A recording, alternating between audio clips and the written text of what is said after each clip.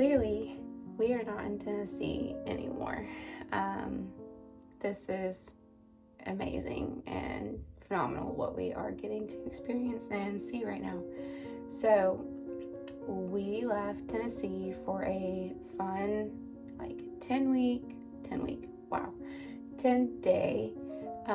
trip up to Maine. Neither of us have ever experienced this snow before, or really snow at all. Just the typical dusting Tennessee will get maybe once in the winter. So we wanted to come up here when they were getting a storm. We figured that would be sometime in February, and we guessed and timed it perfectly. So right now we are staying in Wilton, Maine. It's a tiny town with less than 7,000 people in it. We picked to stay here because we saw they were going to get 6 to 10 inches during this time that we were here. And in the last 2 to 3 weeks, they've gotten 2 to 3 feet of snow, in total, and it's not melted away. So it is just wild to walk around in this right now, and it's up to our knees, falling over. It's just something we have never experienced before. Today we're actually leaving this beautiful 1860s colonial that we're staying in, that's just been gorgeous, to head even further north in Maine to Caribou, where while we are there, they will be getting 1 to 2 feet of snow in one day. So we are so excited to just witness that and experience a winter wonderland this next few days.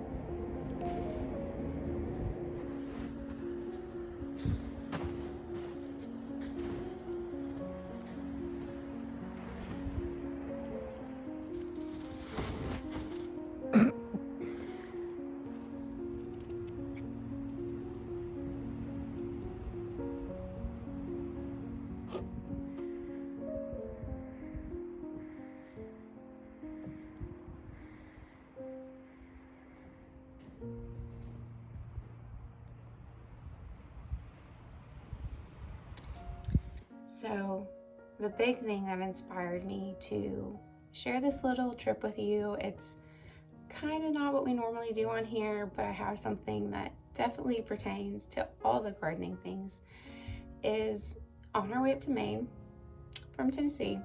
It's a 18-hour drive. So you either can be crazy and do the whole thing in one day, or you can be like us and stop to see friends on the way up. We stopped to see some friends that moved back up to Connecticut from Tennessee that we've not seen in a very long time. And there's a hair in my eye. There we go. And while we were there, they showed us around. It is such a beautiful town, a very beautiful state. I really love old things and antiques. Basically, Connecticut is the best place to go because they have preserved all of that, and it's just insane. So while we were there, she knows I love my seeds, and she was like, I have to take you to this heirloom seed store that is in downtown Cromwell, which is where they live, 10 minutes away in a tiny little downtown. And I was just immediately of course, and so excited. So we drive to get over there, and we parked where we can walk around the little old downtown. And this little old downtown has houses from the 1600s, the 1700s, and that's really it. It doesn't get up to the 1800s around this little area, and they are beautiful. Connecticut has passed laws to where the people that own those houses, people live in these houses, but the people that own those houses have to keep it that way. They cannot renovate them. So they're really working on keeping that old historical part of their state alive, and it's beautiful to witness.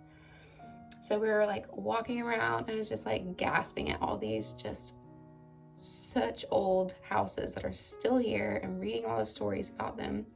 And so we get up to the like purple house you'll see in just a second, and the old white house. This is where the heirloom seeds are. And so this house and the guy that bought it, like back in the 1800s and early or late 1700s, was one of like the first heirloom seed companies in America. I was pumped to go inside and just see what this company has kept doing. And then we're walking in, and I see a huge Baker Creek seed sign, and I'm like, what's going on? So Baker Creek bought this company however many years ago, I don't know exactly, to it was about to go under, and the seed stuff was going to stop, and Baker Creek bought this company to keep it going and honor that historical tradition. So now they are selling their seeds in it, and I started crying. I was way too excited. I love Baker Creek seeds. Literally last week I was telling my husband, dang, I wish I had gotten these from Baker Creek because they were sold out and I couldn't get them anymore. And I walk in and they're like right there because they had them in stock in that store. And I was just, it was like one of those crazy moments. So this place was beautiful. It had all of their seeds, all local grown food, a little cafe, coffee, just the most tender and sweet little place for community and cultivating and growing that love for planting your own seeds, growing your own things, and continuing traditions from what these people that built these beautiful houses around us did to survive.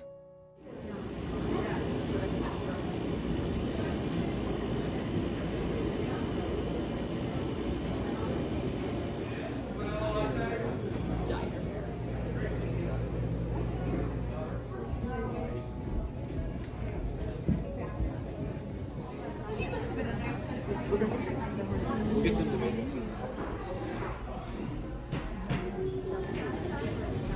Justin?